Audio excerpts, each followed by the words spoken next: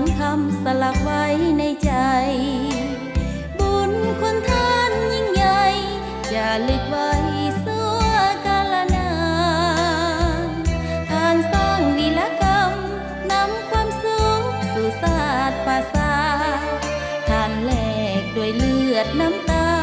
ชีวิตกายญาด้วยใจอาหารขอน้อมอาลัยแด่ผู้มีไสสนะสงครามพวกเขาจะขอเดินตามเส้นทางให้ถึงจุดหมายสืบทอดมูลเสือวีรกรรมท่านสร้างเอาไว้เส้นทางสว่างไสวสู่จุดมุ่งหมายหุ่งเรืองถาวร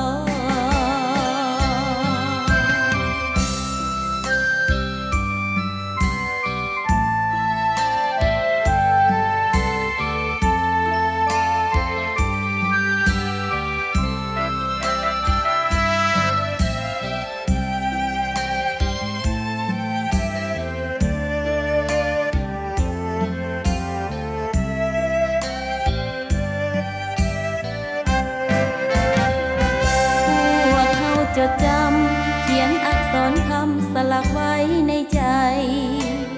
บุญคุณท่านยิ่งใหญ่จะลึกไว้